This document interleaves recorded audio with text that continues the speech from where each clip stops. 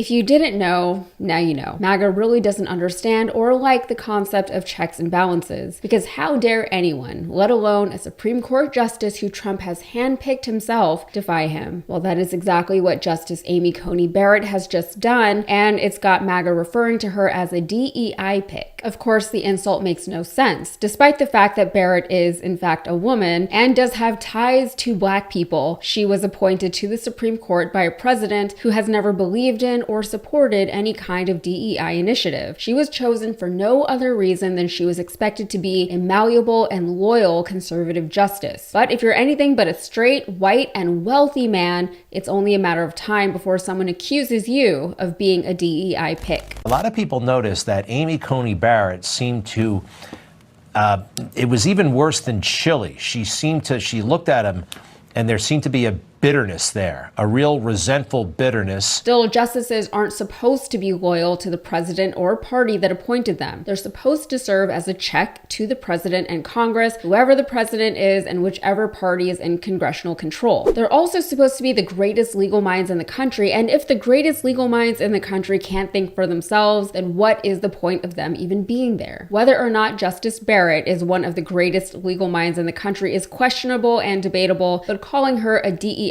pick is ridiculous. So here is why MAGA is mad at her. The Trump administration is trying to renege on $2 billion worth of USAID payments, money that is already owed from existing contracts, but the Supreme Court has blocked the move. In a 5-4 split, the 3 liberal judges plus Barrett and Chief Justice John Roberts rejected Trump's request by refusing to overturn a ruling from District Judge Amir Ali, where Ali issued a court order saying that the administration had to pay what it owed. Roberts was appointed by George W. Bush and is typically very conservative, but he's not being called a DEI pick like Barrett is. Perhaps he was never expected to be loyal to Trump since Trump never appointed him, but it's most likely that he's not being targeted the way that Barrett is because straight, white, wealthy men are presumed to have earned their elevated positions in life more than the rest of us are presumed to have done so. They are the benchmark, and the more you deviate from that baseline, the more other you are, the harder you have to work for the same level of respect, authority, and forgiveness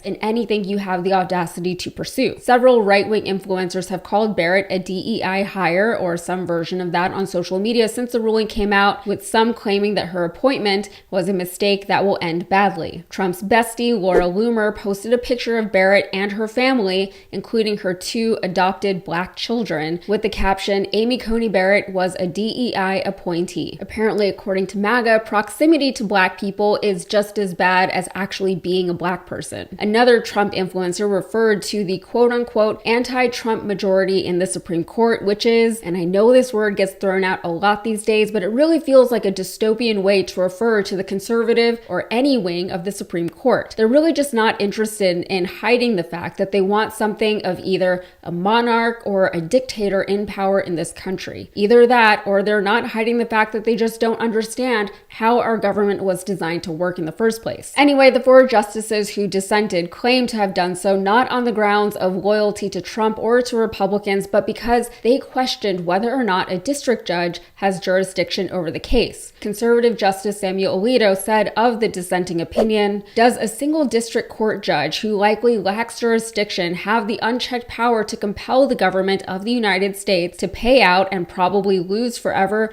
$2 billion taxpayer dollars? The answer to that question should be an emphatic no, but a majority of this court apparently thinks otherwise. I'm stunned. Ali, who earned his JD from Harvard and was appointed to his position by President Biden, had originally implemented a payment deadline of February 26th for the Trump administration. However, that deadline has since passed while the case was taken by the Supreme Court. Now the Supreme Court has told Ali to clarify what obligations the government must fulfill to ensure compliance with the temporary restraining order with due regard for the feasibility of any compliance timelines. So the Supreme Court is kind of functioning as it should, and I'm not just saying that because I happen to agree with this particular decision. I just like the validation that these justices, even the ones who were appointed by Trump, are capable of going against him. It also suggests that some conservative judges sitting on the court aren't completely bought and paid for, which is a comforting thought. Of course, this isn't the first time a Trump-appointed or conservative judge has ruled against Trump, but this is the first time we're seeing accusations, at least as far back as I can tell, of a DEI pick sitting on the Supreme Court. DEI aside, Amy Coney Barrett, in my opinion, has not earned her right to be on that court. Neither has Brett Kavanaugh, who also ruled against Trump in the past, but no one called him a DEI pick. You know who else hasn't been called a DEI pick? Neil Gorsuch, who was also appointed by Trump. Both Kavanaugh and Gorsuch ruled against Trump back in 2020 in a decision over whether or not Trump could defy a subpoena demanding he turn over his tax and financial records. And I'm not going to pretend that these few examples are a reason to hope that the Supreme Court in its current iteration is still a respectable or redeemable institution, but I will take a win where I can get one these days. All right, that's it for me. If you got anything out of this, please like the video and subscribe to the channel for more. Thanks.